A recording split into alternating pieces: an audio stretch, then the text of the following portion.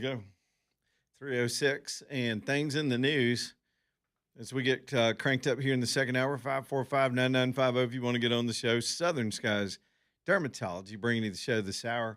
That's my dermatologist. I don't need a dermatologist. I don't get Botox. I don't get fillers. I don't do what else do they do at the dermatologist? I don't have acne anymore. I'm too old, but I do worry about skin cancer because it's in my family.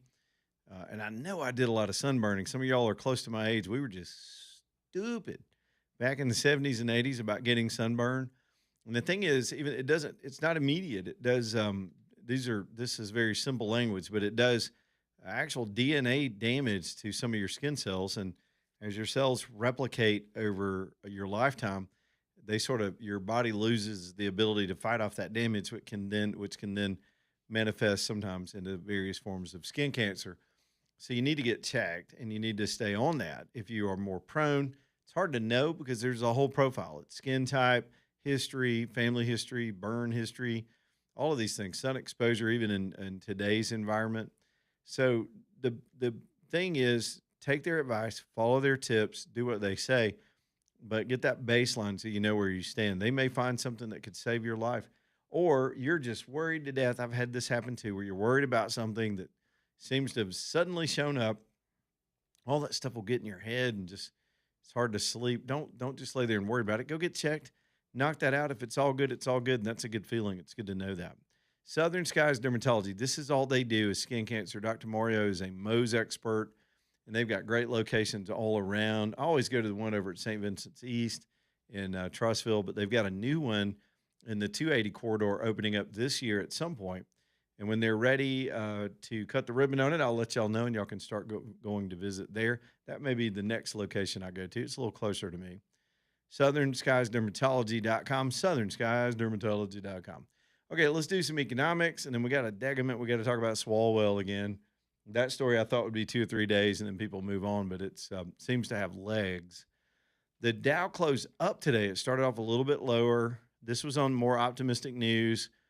The wind down of this situation in Iran is in progress.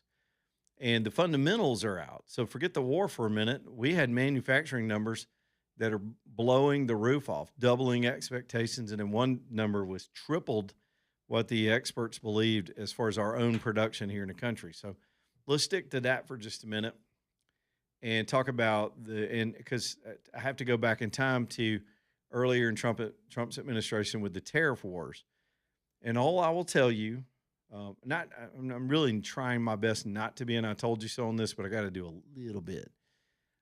During the tariff announcement, it was April of last year, April the 2nd. He didn't want to do it on April Fool's Day. So they came out and announced the tariff war. We economically squared off with the whole world. And the same Chicken Littles, a new name was invented called Panikins. They're sort of Republicans who are always jumpy and panicky and really don't know what they believe, but they just don't like Democrats, and that's about it. They were all over your social media. They were calling this radio show, oh my God, he's going to tank the economy. You can't, because for years the neocons were teaching people this globalist free market idea, which is, I understand the principle of it, but the reality of it is the reality of it. And we were competing with Chinese slave labor. They're paying slave labor wages and getting cheap energy while we're over here trying to power the economy with solar panels. And we were and had given up all of manufacturing. And we were on a sleigh ride to hell. And Trump hit the brakes on that economically. And if you ask me, this situation with Venezuela, Cuba, and Iran back to back is it's an economic strategy in as much it is the stopping these maniacs from having a nuclear weapon. So we told you back then, and here's my point for tying the two together. Trump's thinking much further down the road than his critics. And forget his Democrat critics. They're manic right now with hate for this guy. So there's nothing he can do they're going to agree with. Everything's going to be bad. So they're not worth listening to. And honestly, the country's quit listening to them. Their conspiracy theories, their failed attempts to get the man with their phony investigations, all that's so yesterday. They're talking about yesterday's talking points on this guy. And he's not listening to him. He is barreling down the road trying to see where's this country going to be in 5 or 10 years. And if we don't get a footing back in the real world to make our own things, protect our border, protect our citizens, protect the integrity of the elections, get the economy growing so we can outgrow all that inflation during the Biden years, we're sunk. We got a birthright crisis that is coming. There's an AI war that'll control the whole world, and we were losing it to the Chinese. So he started with the tariffs. And the idea was to rebalance the equation and incentivize manufacturing to come back to this country. We had made it so untenable to make things in this country between the labor union wages, lawsuits, everything, the environmental standards sometimes of manufacturing, that it was more economical for companies that make things to make them all the way across the world and ship them on boats all the way back here to sell them to you. And that was wrecking everything. It wiped out small town America, left a good portion of middle America blighted, because some people just need to have core manufacturing in their towns and in their trade areas to make the whole community work. Without the factory, you don't have banks and dry cleaners and grocery stores. That's how communities got built in this country. And so, and I say it a lot, if you really want to go back in history, people love to rewrite history. We didn't become a superpower until we became an industrial power. That's important history to know. We were fledgling around through the 1800s after we finally had a country and got a constitution, started to grow west. We went through the Civil War. There are people that want to rewrite history and say the country was built on slaves. It was not built on slaves. Slaves participated in agrarian areas, and agriculture didn't put us on the map. It was a big part of our trade in the beginning, and there were clearly individuals, particularly in the South, that got very, very wealthy and created their own land aristocracy from their own cheap labor. But that's not what made the country strong and wealthy. It was when invention and industrialization took over in the late 1800s. That's when we blew off the charts like a rocket, and the country just exploded in growth. We invented the railroads, connected the country. We dug the Panama Canal. We were building steel and oil, and electricity came along, and manned flight. All these things were happening almost simultaneously. It's an amazing era between about 1880, after the Civil War, about 1886 to about 1930, was an amazing stretch of productivity, power, and strength for this country. And the reason I go back in all that history is to say what really did it and what made our towns work and our economy work was industrialization. It was the factories. We still needed to farm and feed ourselves, but technology was starting to help make that more productive as well. But then somewhere in the 90s, late 80s and 90s, our politicians, Democrat and Republicans, got together and decided, you know what? We don't need jobs. We don't need to make anything. We're too good for that. Let the Chinese make the rubber doo-doo and the plastic stuff, and we'll be building computers and airplanes. Well, then the Chinese got into building computers and everything else. Pharmaceuticals, we couldn't make our own steel. We were not self-sufficient, and that is a national security issue. National security and economic security are two sides of the same coin. You cannot separate them. So Trump is taking on both simultaneously. Now, here's the bottom line. The tariff war worked. Manufacturing is back. All those announcements that were made right after he started the tariff strategy, it sounded wonderful. And I kept saying on the show, it's not going to happen overnight. You're still going to feel pinched. Your pocketbook's going to be tight. We're trying to outgrow inflation when those bastards from the previous administration who were trying to sink this country. Let me repeat that to you. You don't impose the things they were imposing on this country if you want it to be successful. You do that stuff if you want to crash it and replace it. And so that's when you import 20 million people from the third world to shake up our values and change our identity and erase our history. And that's when you start handing out government money and printing it like it's a nonstop printing press, and you mess up our currency, you mess up the price of things, you make people dependent on government. That's been their plan all along. They do it in other countries in the world. It's not just us. Trump has put the brakes on that.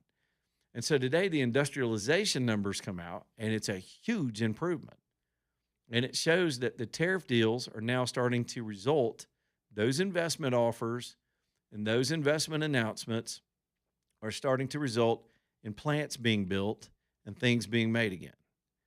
We've got companies that had announced plans to leave the country and move elsewhere, and they stopped that and instead stayed here and increased their production.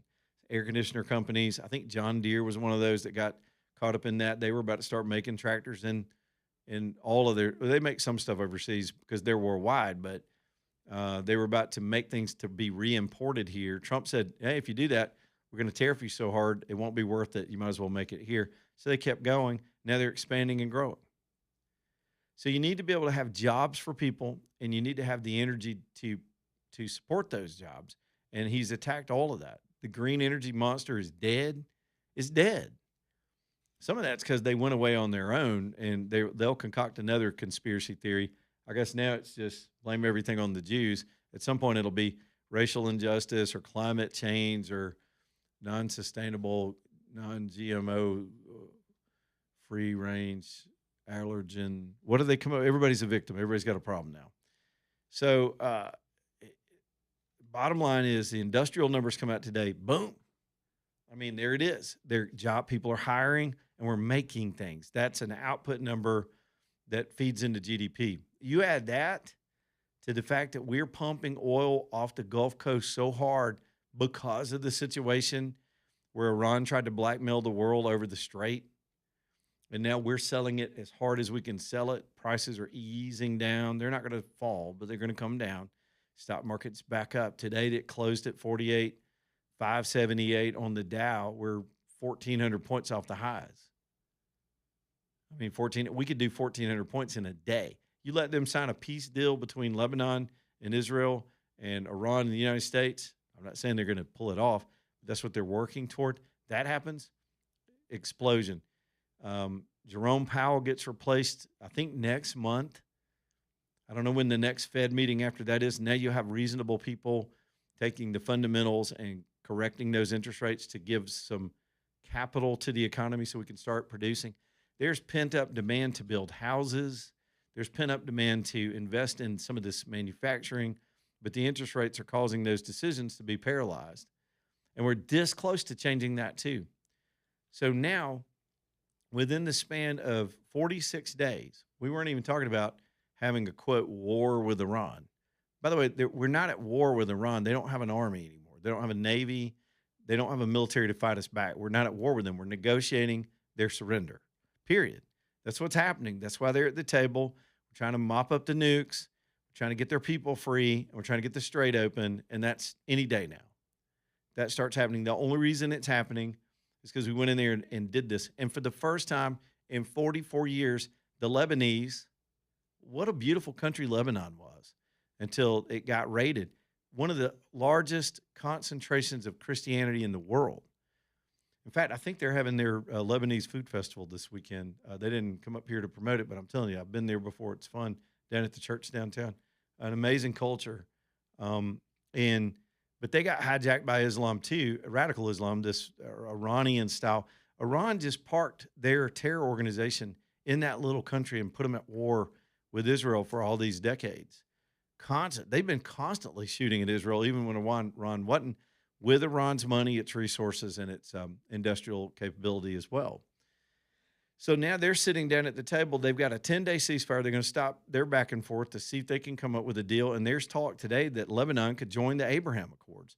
You take Iran out of the picture, and you've got, for the first time in my lifetime, Israel sitting down with these Arab nations and Muslim nations, creating peace and commerce contracts under the framework of the Abraham Accords, which are quite innovative in the way they were negotiated in Trump's first term.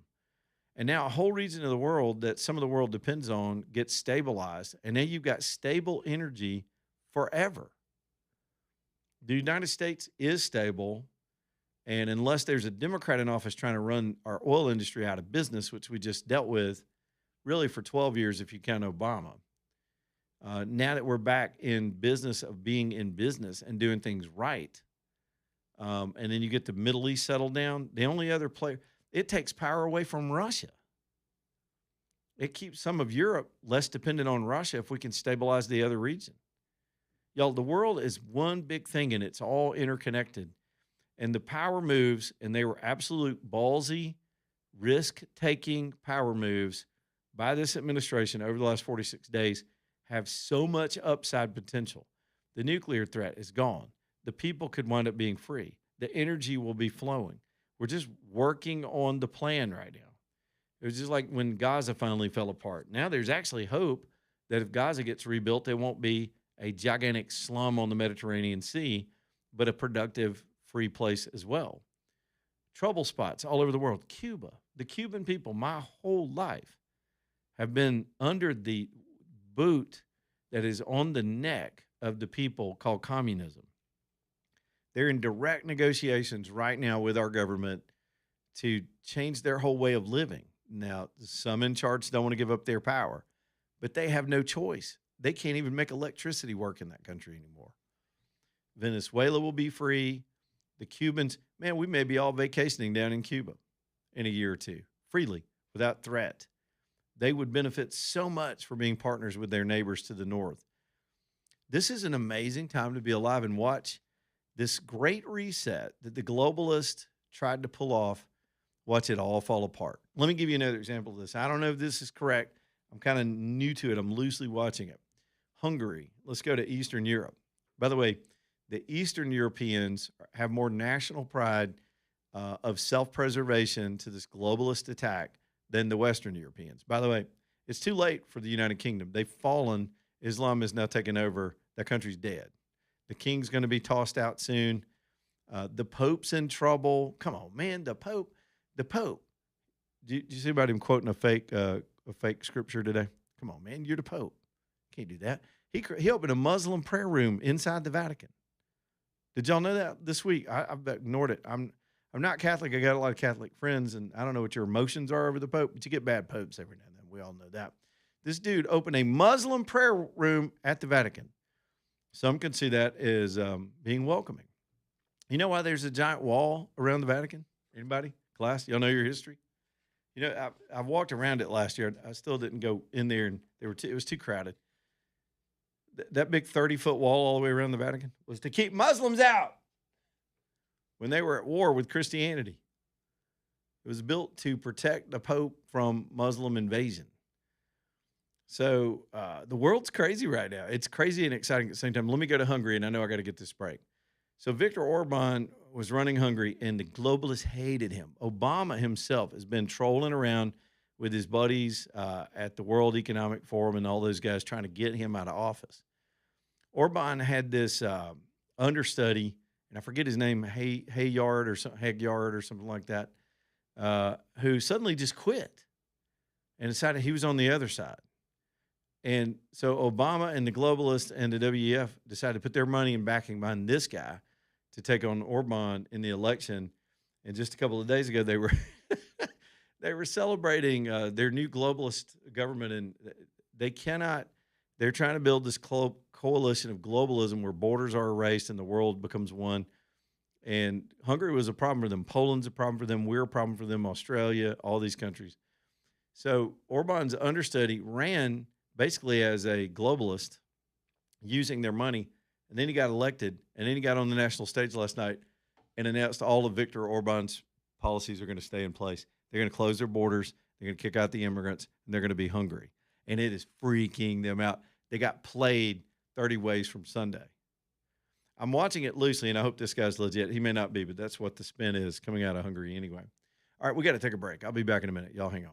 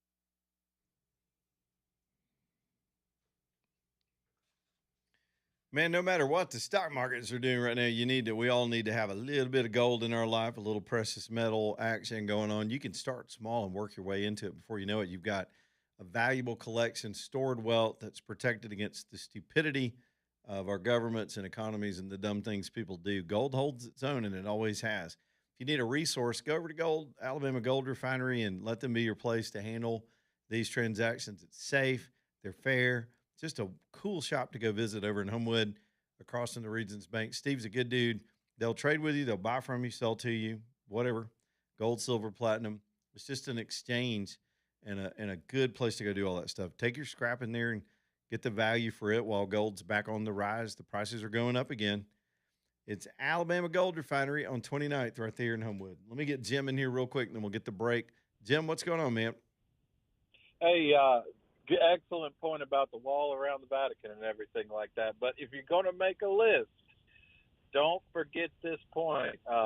Go right on Google Earth and type in Vatican City, and when it will zoom in right there on St. Peter's Cathedral, you know, the giant upside-down cross building, have a closer look at it, and you will see for yourself, because they're masters of hiding things in plain sight.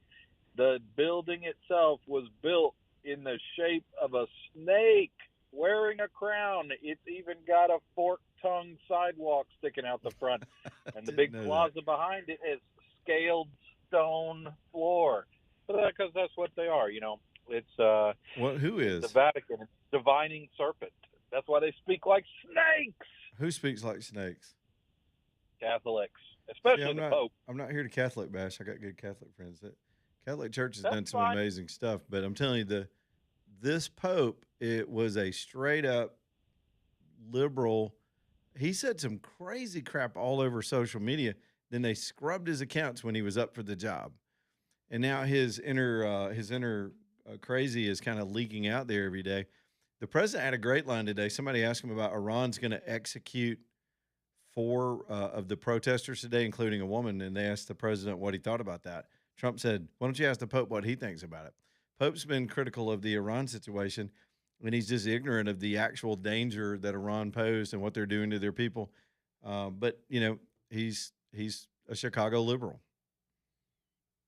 and you know, he just had a little side meeting with Obama, and 2-3 days later, he comes out attacking our president. What's up with that? I want to know more about that. Bottom of the hour.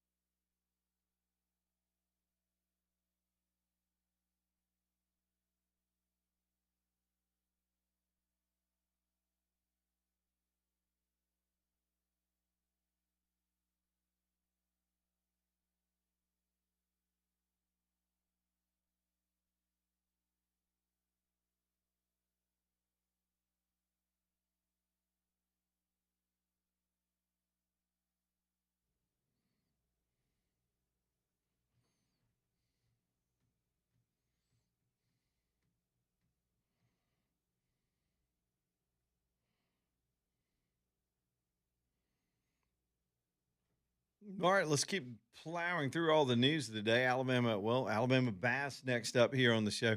Man, you could give somebody a real gift in your family if you've got an elderly relative. Sometimes you go through this with your mom, with your dad, with your parents. They're losing a step. The house is not what it used to be, and you can change all that without having to sell. Some people have that tough decision to sell the family place where all your memories are, where your kids grew up, and all that. It's a tough decision to move to something that's a little easier.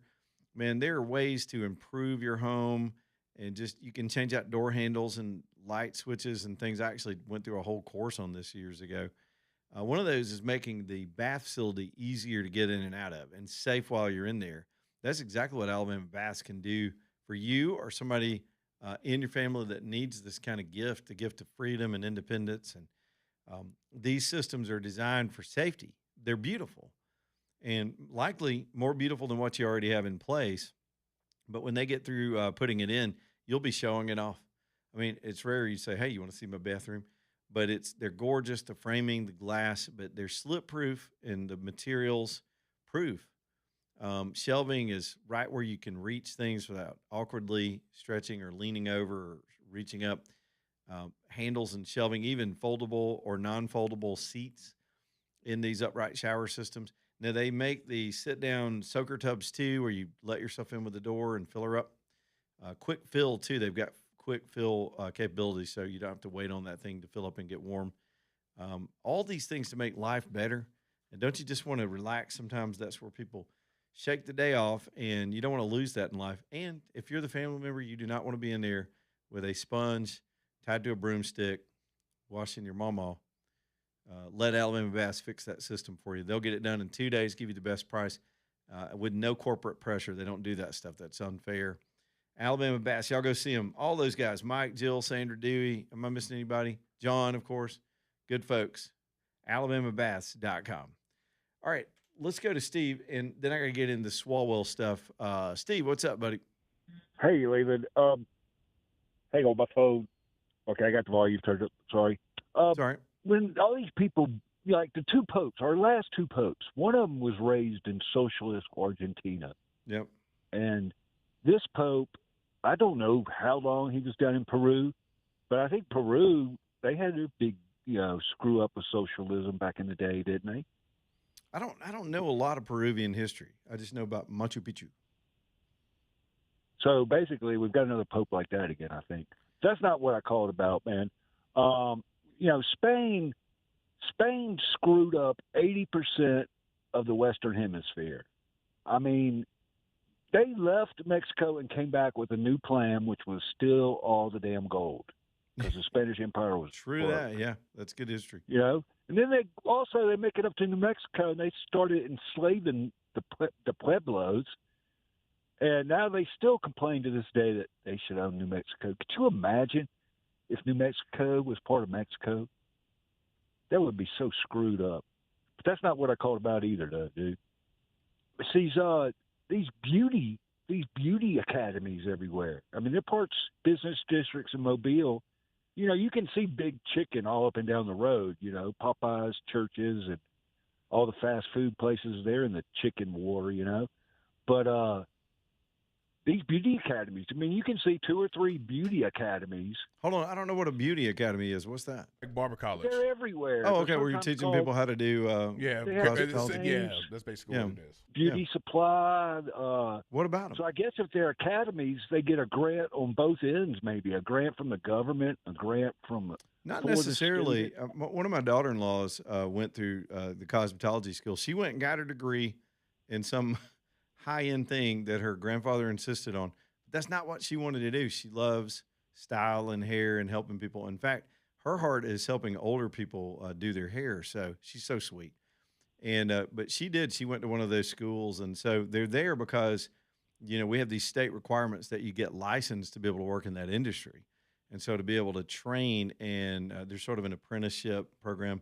It's pretty sophisticated. That doesn't mean everybody knows how to give a good haircut, but trust me on that. Yeah, but look how many they are. I guess there's some profitability in it. I mean, are you saying it's the new Leering Center? I'm saying it kind of seems like that to me. There's something going on there. But I think there's a lot of people that are actually doing it because, I mean, you think about the affordability of colleges now. It's super expensive. People are choosing to do vocational. That's a good point, AJ. Yeah, so there's an opportunity for that now. Some folks are foregoing the psychology degree or the ethnic women's studies in Kinshasa as it relates to pottery, all this ridiculous stuff that doesn't pay well, to do things with their hands. In the coming AI age, you can actually, if you're a good person and treat people right and get talented at that stuff, you can make you can make a good living that way. Oh, I know. I mean, it's a legit. I mean, there's obviously something legit about the business. I know that, of course. Well, I don't know why suddenly there are so many of them. Maybe sometimes you'll see replication. For example, I'm noticing I live out the 280 corridor. AJ, if they build one more car wash, I'm going to have to go on Jihad. That's another business. Have you seen all these damn car washes everywhere? I got 2 car washes by where I live. Dude, there are 5 car washes between here and my house. Yeah. And you know how that business model works, Steve? This is what I think is going on, because it's the same model as the low-price gym membership model. Let me tell you how that works. They base it on subscriptions, and they want you to subscribe, and it feels like a good value because you're like, $20 a month, wash your car all you want. And you can vacuum for free usually. And they're counting on people not using it because you think you're going to go and then you don't, but you don't want to cancel your subscription. When it came to, I had a buddy that owned one of these gyms. It was $25 a month. I joined it. I was talking to him about how it worked. I thought, there's nobody in here. How are you making business? I just asked him one night, so how are you paying the rent? He goes, people pay me not to come here. And I said, do what? He goes, yeah, I don't want them showing up. They're going to tear up my equipment and mess things up. They'll get a $25 a month gym membership. And then they feel so bad about themselves if they cancel that, because they want to convince themselves they're going to start going, but they just keep paying it because it's not enough money to kill them, but it's enough money that when it added up, he's making money off people not using his business. And you start going to all these car washes, and suddenly I'm seeing these multi-million-dollar car washes, and all of them have a subscription that they really push you on when you show up over there. And I think we bought a couple of them over the years, but I think that's the model, is to get people to just upfront pay for service they may or may not use. Maybe that's it. I don't know. Yeah. I think it's probably based on grants or something. No, I don't know. But I don't think there's any. I don't think there's any cosmetology grant out there, but there may be. Who knows? During Biden, as long as you were illegal, you could get a grant. Anyway, back to Spain. We don't need it. Why the hell do we need an Air Force base there? They're going. It's geography. It's geography. If you look at the Iberian Peninsula, the way it sticks out into the Mediterranean, it's complete geography. It's sort of a gateway to the whole Mediterranean. So that's mostly what it's about. Well, they don't deserve one. That's for sure. Well, they may not have one when Trump's done. We're going to retreat. We're going to reorganize something. We're going to call it Trump NATO. He'll put his name on it. It'll be the golden age of international war relations. Trumpo organization or something of treaties. All right, man. All right, man.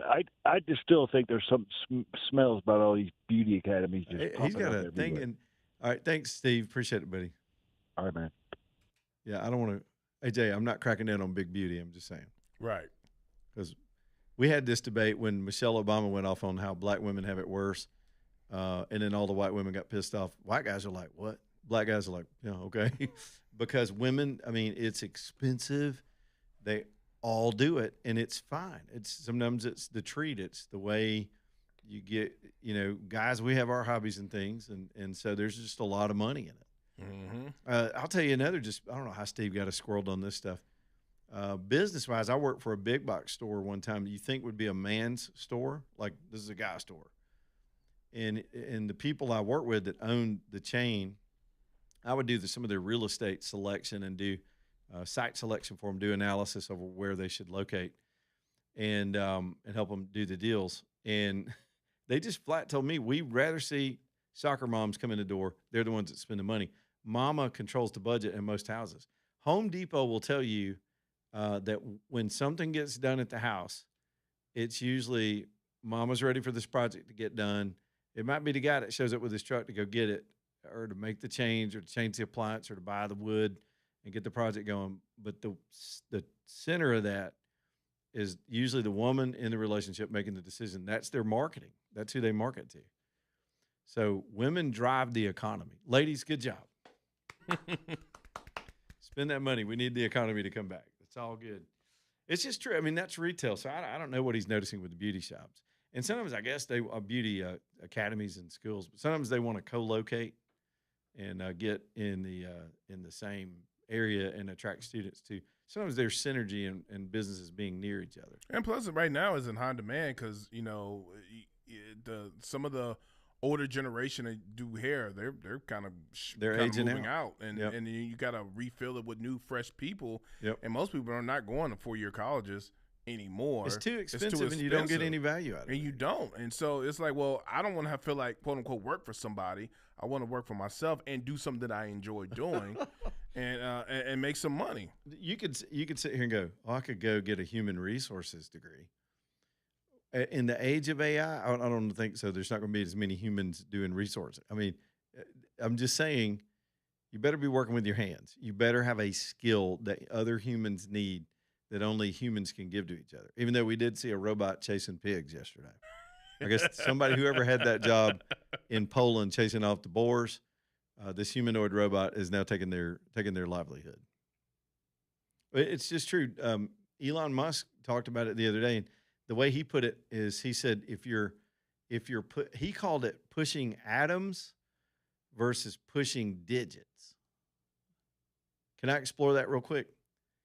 Atoms meaning you materially, physically do something with your job. Like my man Ronnie and my man Fish that I met over at AAA Cooper today that loaded my truck.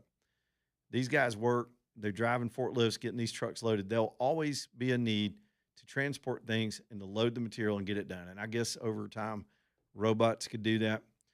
But that's pushing atoms. That's moving things, growing food, doing cosmetology, doing things human to human. But if your job involves you staring at a screen all day and typing, doing digits, writing things, producing creative material, lawyers, all this thought stuff that goes through the computers, those are the jobs that are the most vulnerable. To boil it down to its most simplistic form, computer-based jobs are the first to go versus plumbers, electricians, people that can do things. It's about the law of scarcity is what it goes down to.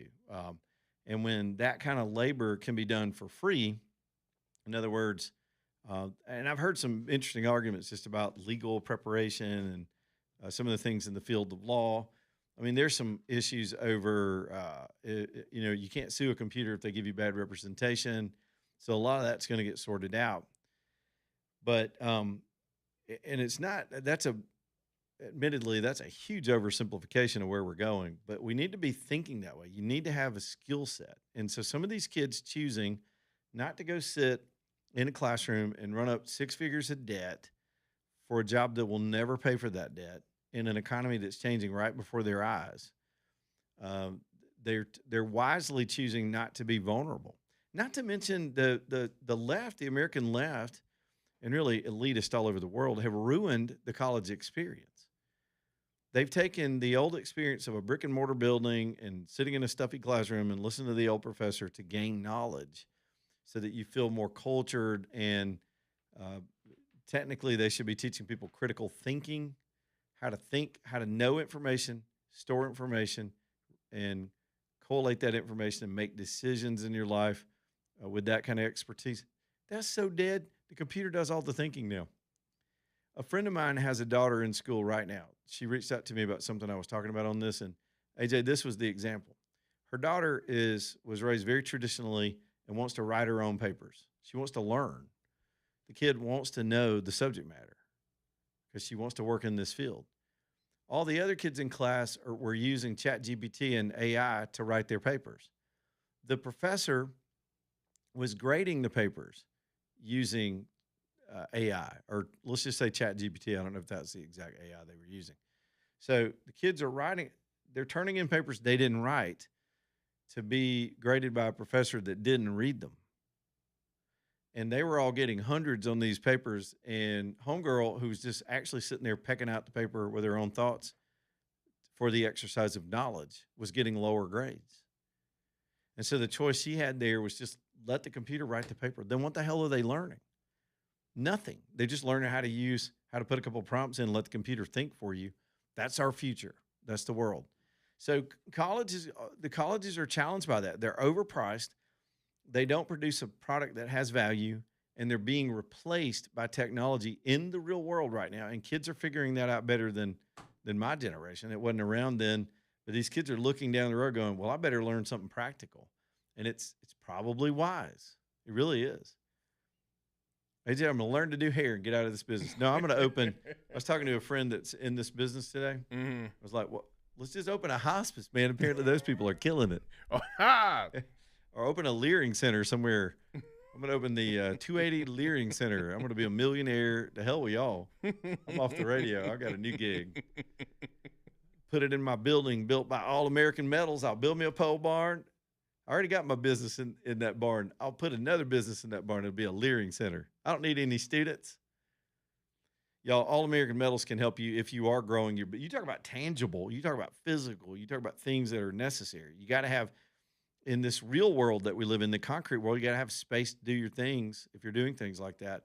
And All American can help you with that. If you got a business idea and you need a building for it, if you're already in business and you want to grow with all these improving signs, if you're at home and you want to have a home-based business, but you got the space to do extra building near where you are, All American Metals. They've been building steel buildings since the 1960s, 2 generations, and they know steel. Patriots, good people, commercial projects, big giant warehouses, all the way down to just retail build-outs.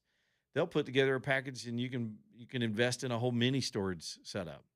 They do those designs and concepts. So from the design and the idea all the way through the delivery of the building, they control the whole thing because they got their own factories, their own design team, their own trucks. It is a wonderful group of people to do business with. You're going to find a better price, custom work, and quicker delivery with All American Metals.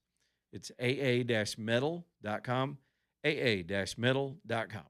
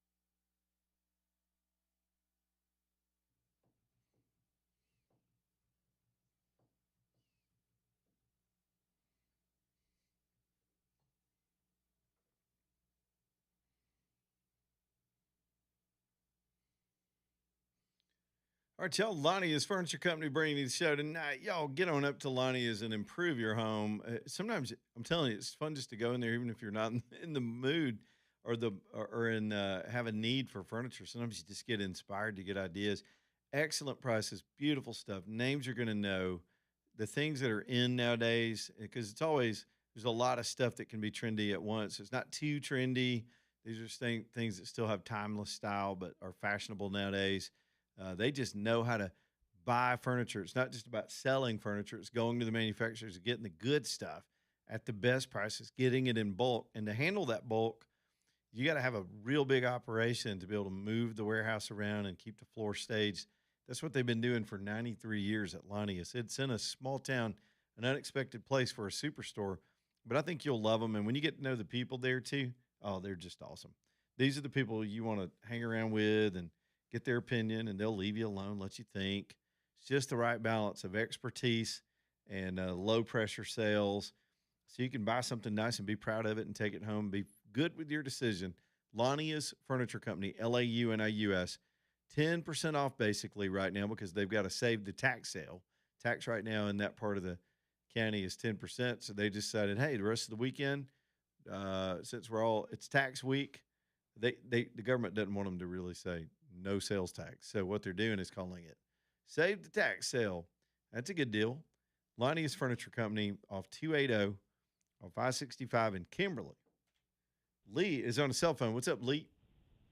Hey, but Leland, I just heard you talking about the gyms a minute ago, and that's the first time I've ever called. But been listening to you for years. Yeah, you've made me laugh a bunch of times. But it just brought up old memory. I was laughing going down the road. I ran across a buddy. Now this has been 20 years ago, but I ran across a buddy of mine I hadn't seen in several months. And I said, "What you doing, James?" "Well, not too good." He said, me and my wife got a divorce and this and that, and they had a nice home, but they'd built it right down in front of her daddy's house on his property, so I guess he had to go. Mm-hmm. But I said, "Well, where are you staying? Where you living?" He